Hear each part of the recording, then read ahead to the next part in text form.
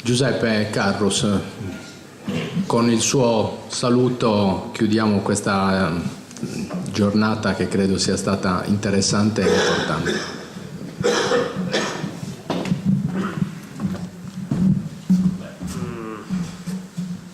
Va bene, io insomma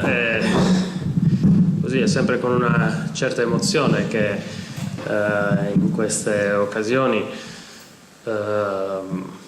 innanzitutto partecipo, ascolto e poi possibilmente saluto. Ovviamente più che un saluto io voglio certamente ringraziare, esprimere un ringraziamento per questa altra bella iniziativa che appunto a noi familiari, parenti e amici stretti che vedo presenti ovviamente prima di tutto fanno piacere sul piano personale, e quindi voglio ringraziare gli organizzatori, l'associazione Nino Carrus, Fausto Mura, Mario Pani per il lavoro svolto finora e ovviamente per l'incontro di oggi, e ringraziare veramente di cuore l'onorevole Giorgio Macciotta voglio ringraziare non solo per la competenza tecnica, specialistica che anche lui ha messo nel curare queste due pubblicazioni, ma soprattutto e anche per la passione personale e per in realtà l'affetto anche personale che dimostra nei confronti di Nino Carrus e che ha dimostrato nel portare avanti queste due pubblicazioni. Ecco, di questo ovviamente io parlo a nome di mie sorelle anche, che non possono essere presenti qui, e di tutti i miei parenti che invece sono anche qui. Credo che insomma questo sia un senso che a noi piace, devo anche insomma oltre a salutare tutti gli amici presenti, anche le numerose autorità presenti, vedo qui insomma illustri rappresentanti, l'onorevole Barraccio, l'assessore Francisci, amministratori locali, insomma una platea di grande prestigio che ovviamente insomma testimonia ancora una volta il lascito politico di Nino Carrus. Devo dire che personalmente oltre alle emozioni, al piacere di sentir ricordare la figura di mio padre, trovo queste occasioni anche proprio un interessantissimo momento di crescita personale proprio sui temi concreti di cui Nino Carrus si è occupato in vita, e che ovviamente per ragioni in parte anagrafiche, in parte anche legate insomma un po' al fatto che è sempre difficile separare la figura di un genitore il ruolo pubblico di un genitore dalla vita privata, sto man mano e piano piano riscoprendo da grande. Per questo insomma ho ascoltato con grandissimo interesse, devo dire con trasporto il bell'intervento e la bella relazione dell'onorevole Melis, che come dire, insieme anche con quello che aveva detto prima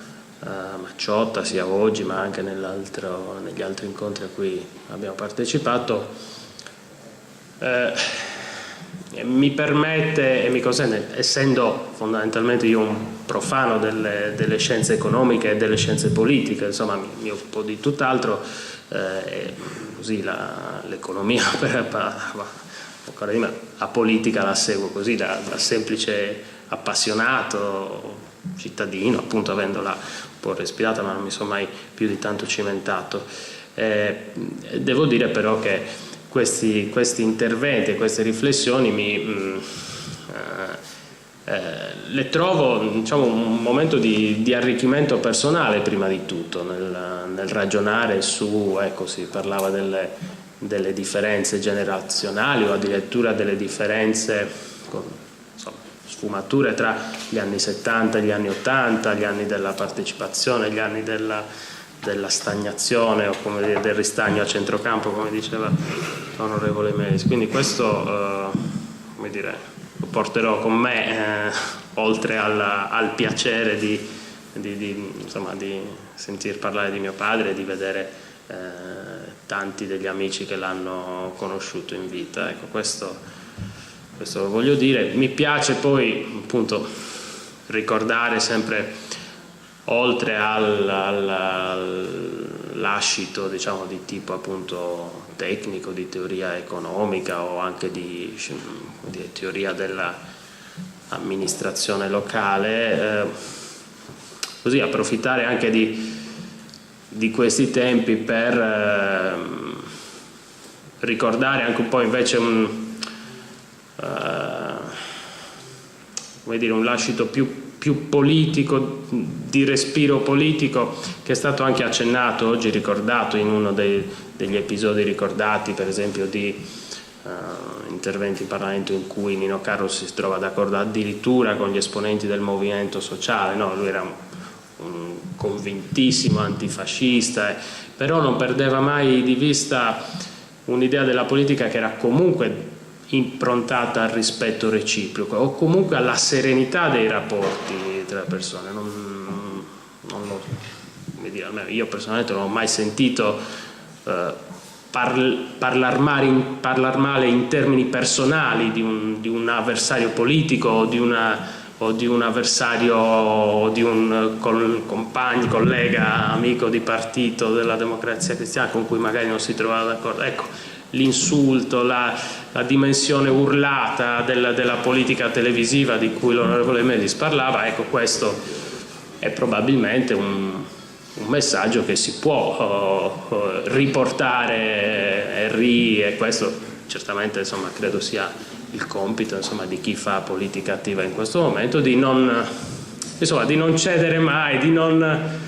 in qualche modo arrendersi a un'idea della politica che, come dire, chi alza la voce, chi strilla più forte ne ha in qualche modo un tornaconto. Credo che alla lunga chi fa politica debba avere presente che anche il parlare in modo pacato e sereno alla lunga